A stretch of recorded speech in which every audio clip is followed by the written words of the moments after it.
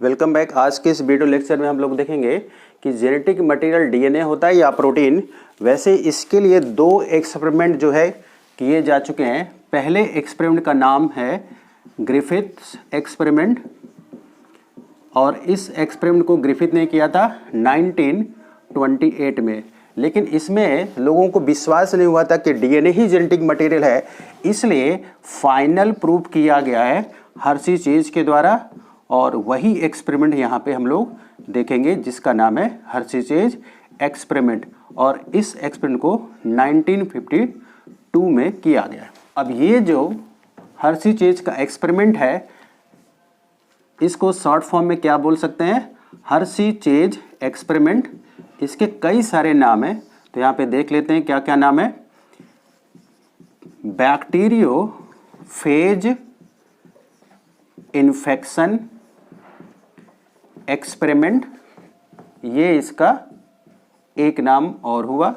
और देखिए यहाँ पे क्या क्या हो सकता है।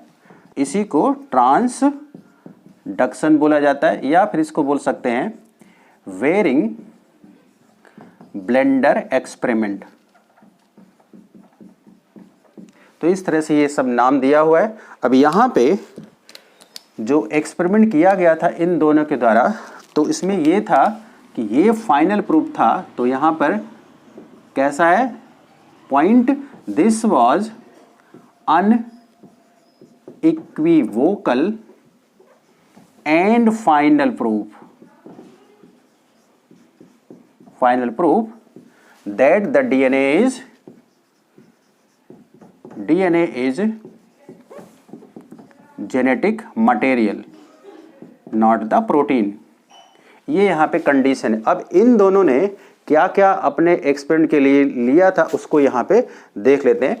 तो इन दोनों ने अपने एक्सपेरिमेंट के लिए जो पहला एक्सपेरिमेंटल मटेरियल लिया वो था T2 बैक्टीरियोफेज।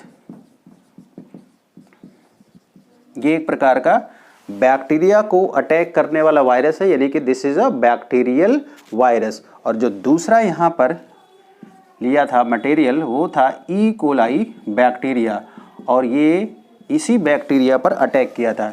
और ये बैक्टीरिया वास्तव में कैसा होता है? This is gram negative bacillus bacteria. इसी बैक्टीरिया पर ये वाला वायरस अटैक करता है। अब इस वायरस का थोड़ा सा स्ट्रक्चर देख लेते हैं। यहाँ पर ये हुआ इसका स्ट्रक्चर, और इसके अंदर ये इसका डबल स्ट्रैंडेड डीएनए है। इसका ये प्रोटीन कोट है। इसके प्रोटीन कोट को क्या बोला जाता है? कैप्सिड। तो ये इसका हुआ प्रोटीन कोड, और इसके अंदर ये इसका डबल स्ट्रैंडेड डीएनए है। लेकिन एक्सपेरिमेंट करने के लिए हर्शी और चेज ने इसके डीएनए और प्रोटीन को ग्रो करवाया है किसी खास तरह के रेडियो एक्टिव सब्सटेंस में। अब ये सब्सटेंस क्या था? पहले सल्फर यानी कि S35, और दूसरा लिया इन्होंने फास्फोरस 32। अब यहाँ पे एक बात ध्यान देने की बात है, ये जो प्रोटीन कोट है ये सल्फर यानी कि S35 से सैंपल्ड होगा। उसका कारण ये है क्योंकि डीएनए में सल्फर होता नहीं, तो डीएनए किससे सैंपल्ड हो जाएगा? इससे। तो यहाँ पर इसका स्ट्रक्चर अब बदल जाएगा। तो इसके स्ट्रक्चर को यहाँ पे कुछ इस तरह से बनाएंगे। तो यहाँ पर देखिए प्रोटीन कोड अब चेंज हो गया, लेकिन इसके अंदर का डीएनए अभी का वैसा है। तो ये जो रेड वाला पोर्शन है this is a labelled protein. Labelled बोल सकते हैं, सैंपल्ड बोल सकते हैं, या फिर रेडियो एक्टिव लेबल बोल सकते हैं। तो यहाँ पर ये इसका प्रोटीन कोड सैंपल्ड हो गया, लेकिन ये डीएनए अभी वैसा का वैसा है, यानी कि नॉर्मल टाइप या अनलेबल्ड बोल सकते हैं। लेकिन अगर अब डीएनए को सैंपल करना तो कैसे होगा? बैक्टीरियोफेज कुछ इस तरह से बनेगा। तो ये हुआ बैक्टीरियोफेज। अब यहाँ पर ये इसका डीएनए कैसा हो जाएगा? इस तरह से लेबल्ड हो गया। तो यहाँ पर आप देखेंगे कि प्रोटीन कोड कैसा है? अनलेबल्ड। तो ये है अनलेबल्ड कैप्सिड। कैप्सिड लिखे या प्रोटीन लिखे, बातें किए।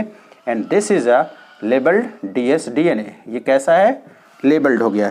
तो पहले वाले में क्या लेबल्ड हुआ है, प्रोटीन, और दूसरे वाले में क्या लेबल्ड हो गया है, DNA लेबल्ड हो गया। तो यहाँ पर इस तरह से लिखा जा सकता है, ये कैसा है, बैक्टीरियोफेज वायरस। अब यहाँ पर जो ये दोनों साइंटिस्ट थे हर्शी चेज वाले, एक्सपेरिमेंट जिन्होंने किया था, इन्होंने इस वायरस को ई कोलाई बैक्टीरिया को इन्फेक्ट करके ये प्रूव किया कि डीएनए ही फाइनल जेनेटिक मटेरियल होता है, प्रोटीन नहीं। तो ये हर्शी चेज का एक्सपेरिमेंट है, वो कुल कितने स्टेप में कंप्लीट होता है, तो यहाँ पर आप देख सकते हैं क्लियरली लिखा हुआ 3 step. This is the first one, infection, second one is the blending and the last one is centrifugation. अब हम लोग पहले भी देख चुके हैं कि ये जो सैंपल्ड वायरस है कुछ इस तरह से है। यहाँ पे सैंपलिंग 2 तरह से की गई है। पहले वाले बैक्टीरियोफेज जो T2 बैक्टीरियोफेज है उसमें प्रोटीन कोड को सैंपल्ड किया गया है, यहाँ पर ये वाला पोर्शन सैंपल्ड है, लेकिन इस वाले में डीएनए को सैंपल्ड किया गया, प्रोटीन अनसैंपल्ड या अनलेबल्ड है। तो ये जो तीनों स्टेप है इसको अब यहाँ पे देखते हैं। तो एक चीज़ और ध्यान में रखना है कि ये कैसा था bacteriophage, this was T2 bacteriophage. कभी कभी इस पर भी क्वेश्चन पूछा जाता है। तो अगर इन्फेक्शन की बात करें जो कि पहला स्टेप है, तो यहाँ पर ई कोलाई बैक्टीरिया को कुछ ये इस तरह से इन्फेक्ट करेगा, जैसे यहाँ पर। अब ये क्या है, ई कोलाई का एक सेल यहाँ पर हमने बना दिया, और यहाँ पर ये पहला स्टेप होगा, दिस इज द इन्फेक्शन, क्योंकि यहाँ पर आप देख रहे हैं कि ये वायरस जो है इसको इन्फेक्ट कर चुका है। यहाँ पर ये जो वायरस इन्फेक्ट किया है, तो ये जो वायरस है इसमें से एक लाइसोजाइम एंजाइम निकलेगा, तो बैक्टीरियल सेल वॉल डिजॉल्व हो जाएगी, जैसे कि यहाँ पे डिजॉल्व हुआ है। तो इसका डीएनए इधर की ओर आ जाएगा। तो यहाँ पर ये इसका डीएनए इस साइड में हमने ऐसे बना लिया। अब दूसरा स्टेप ब्लेंडिंग है। अब ब्लेंडिंग में क्या करते हैं, एक ब्लेंडर होता है जिसका नाम है वेरिंग ब्लेंडर। उस ब्लेंडर की मदद से क्या करेंगे, उस ब्लेंडर की वजह से ये जो अटैच्ड कैप्सिड है ये बाहर की ओर निकल जाएगा। तो यहाँ पर ये हो गया बैक्टीरियल सेल, और इसके अंदर क्या है, ये इस तरह से डबल स्ट्रैंडेड डीएनए, इस तरह से आप इसको बना सकते हैं। अब यहाँ पर रेड कलर वाला जो प्रोटीन कोड था वो अब बाहर की ओर अलग हो जाएगा, यानी कि सेपरेट हो जाएगा। अब यहाँ पे हमने 2 डीएनए को एंटर किया, इसलिए 2 यहाँ पर हमने कैप्सिड बनाया। अब ये जो कैप्सिड बाहर छूट जाता है इसको क्या बोलते हैं, घोस्ट या बैक्टीरियोफेज घोस्ट बोल सकते हैं, बैक्टीरियोफेज घोस्ट। अब ये जो बैक्टीरिया है ये वायरस के डीएनए को, ये डीएनए किसका है, ये तो वायरस का डीएनए है, इसके डीएनए को अपना खुद का डीएनए मान करके इसको और मल्टीप्लाई करता है। तो जब मल्टीप्लाई होगा तो बैक्टीरियोफेज की संख्या इसके अंदर बढ़ जाएगी, और इसको हम तीसरे स्टेप में पता लगा लेंगे, जो कि सेंट्रीफिकेशन। पहला क्या था, इन्फेक्शन, दूसरा है ब्लेंडिंग। अब यहाँ पर ये जो बैक्टीरिया का सेल है कुछ इस तरह से, इसमें बहुत सारे नए नए फेज पार्टिकल यहाँ पे प्रोड्यूस किए जाएंगे बैक्टीरिया के द्वारा ही। इस तरह से यहाँ पे ये प्रोड्यूस हुआ, और इसके अंदर इसी तरह का डीएनए आएगा, जैसे ये यहाँ पर आप देख सकते हैं, ये हुआ इसका डीएनए। अब इसको कैसे पहचाने कि यहाँ पे जो डीएनए है वो कौन सा है, सैंपल्ड है कि अनसैंपल्ड है। तो यहाँ पे क्या लिखा हुआ, सेंट्रीफ्यूगेशन। तो सेंट्रीफ्यूगेशन करने के लिए एक सेंट्रीफ्यूज ट्यूब होगी, तो यहाँ पर सेंट्रीफ्यूज ट्यूब है, यहाँ पे इस तरह से बना लिया। अब नीचे की ओर जो पोर्शन मिलेगा उसको क्या बोला जाएगा, पेलेट्स के फॉर्म मिलता है इसलिए पेलेट, और ऊपर वाला जो पोर्शन है उसको बोला जाएगा सुपरनेटेंट इस तरह के वर्ड को भी आपको ध्यान में रखना है। तो यहाँ पर ऊपर की ओर जो प्रोटीन कोर बाहर छूट गया था, इसको यहाँ पे इस तरह से बना लेते हैं। और ये जो बैक्टीरियल सेल है, यहाँ पर कुछ आप इसको इस तरह से बना के समझ सकते। इस बैक्टीरिया के अंदर क्या दिखाई पड़ेगा, इसी तरह का आपको फेज पार्टिकल दिखाई पड़ेगा इस तरह से, यानी कि ये यही वाला है। तो इसमें क्या लिख सकते हैं, no radio activity in detected in cells. यहाँ पे नहीं डिटेक्ट हो रहा है, तो कहाँ पे डिटेक्ट हो रहा है, इस वाले पोर्शन में। तो यहाँ पे लिखा जा सकता है radio activity detected in supernatant.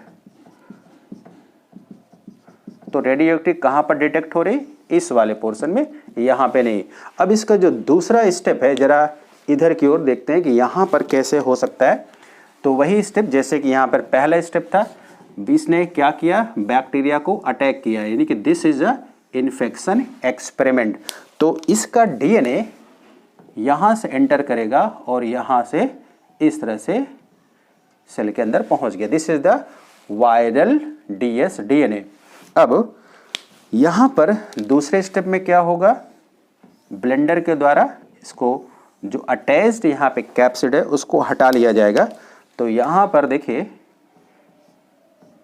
इस तरह से हटा लिया हमने, ये हट गया। ब्लेंडर इतना तेजी से मूव करता है कि 10,000, यहाँ पे जो उसका आरपीएम है वो क्या है, 10,000 पर मिनट जो है रिवॉल्व करता है। इसकी वजह से ये जो इस पर अटैच्ड है अब यहाँ पे अलग हो जाता है। अब ये डीएनए यहाँ पर इस तरह से आप बना सकते हैं। ये डीएनए इसका डबल स्ट्रैंडेड 2 था यहाँ पर, इसलिए 2 बना दिया। लेकिन आपको पहले इसमें बताया था कि ये जो डीएनए है, बैक्टीरिया अपना ही डीएनए मान करके वायरस के डीएनए को मल्टीप्लाई करता है। तो बहुत सारे वायरस की कॉपीज यहाँ पे बैक्टीरिया के अंदर ही बनना शुरू हो जाता है। तो ये हुआ तीसरे स्टेप के लिए। अब यहाँ जरा देखें कि ये जो डीएनए है ये कैसा है, सैंपल वाला डीएनए है। लेकिन जब वायरस बनेगा तो कुछ इस तरह से बनेगा। यहाँ पर प्रोटीन कोड नॉर्मल टाइप का ही रहेगा। अब इसके अंदर इस तरह का ये है डीएनए। अब आप देख रहे हैं कि वायरस कैसा मिला, इसी तरह का वायरस मिल रहा है। और वो किसकी वजह से हुआ है, ये डीएनए जो सैंपल्ड है उसकी वजह से। यहाँ पे जो प्रोटीन कोट है जो ब्लैक कलर का है, ये कौन बनाता है, यही बैक्टीरियल सेल बनाएगा। अब यहाँ पे वही 3 स्टेप है, जैसे कि इन्फेक्शन, यहाँ पर ये ब्लेंडिंग हो गया, और तीसरा क्या है, सेंट्रीफ्यूगेशन। तो यहाँ पर भी आप इसको लिख सकते हैं, दिस इज इन्फेक्शन स्टेप, ये है ब्लेंडिंग, और यहाँ पर ये है इसका सेंट्रीफ्यूगेशन स्टेप। अगर सेंट्रीफ्यूगेशन को समझना है तो सेंट्रीफ्यूज ट्यूब को यहाँ पर बना लेते, जैसे कि यहाँ पे हमने इस तरह से बनाया था। तो नीचे की ओर का जो पोर्शन है वो पेलेट बोला जाता है, और ऊपर वाला जो पोर्शन है उसको क्या बोलेंगे, सुपरनेटेंट। अब यहाँ पर देखिए ये वाला जो कैप्सिड ब्लैक कलर का है, ऊपर की ओर यहाँ पे इस तरह से आप इसको बना लीजिए, और जो ये वाला सेल है वो नीचे की ओर मिलेगा आपको। तो यहाँ पर ये बैक्टीरियल सेल कुछ इस तरह से बनाएंगे, और इसके अंदर ये फेज पार्टिकल मिलेगा, और इस फेज पार्टिकल के अंदर ये रेडियो एक्टिव वाला डीएनए मिलेगा। तो यहाँ पर इस वाले पोर्शन में क्या क्या दिखाई पड़ रहा है, देखिए यहाँ पर रेडियो एक्टिविटी डिटेक्टेड नहीं होगी, तो यहाँ पर क्या लिखा जाएगा, नो रेडियो एक्टिविटी डिटेक्टेड। यहाँ पर आपको नहीं मिलेगी, यहाँ पर आपको मिल जाएगी। तो यहाँ पर क्या लिखेंगे, रेडियो एक्टिविटी डिटेक्टेड, यहाँ पे इस तरह से पता चल जाएगी। तो इस तरह से ये प्रूव हो गया, और हर्शी और चेज ने क्या बताया कि डीएनए ही फाइनल जेनेटिक मटेरियल होता है, प्रोटीन नहीं। तो ये जो एक्सपेरिमेंट था इसको आपको हम कई नाम बताए, एक नाम जरा आपको यहाँ पे और समझना है, ट्रांसडक्शन एक्सपेरिमेंट भी बोला जाता है इसको। एक्चुअली में ट्रांसडक्शन वर्ड तभी यूज होता है जब यहाँ पे कोई भी वायरस अपना मल्टीप्लिकेशन बैक्टीरिया को बेस बनाकर करे, यानी कि बैक्टीरिया के थ्रू करता है। इसमें जो पहला एक्सपेरिमेंट था सर्च फॉर जेनेटिक मटेरियल, वो कौन सा एक्सपेरिमेंट था, इसी से मिलता जुलता नाम देखे, ग्रिफिथ का एक्सपेरिमेंट क्या था, ट्रांसफॉर्मेशन, ये था ग्रिफिथ वाला एक्सपेरिमेंट, ग्रिफिथ एक्सपेरिमेंट। लेकिन ये कैसा है, ये हर्शी चेज का एक्सपेरिमेंट है। तो इस तरह से ये फाइनली प्रूव हो गया कि डीएनए ही जेनेटिक मटेरियल होता है, प्रोटीन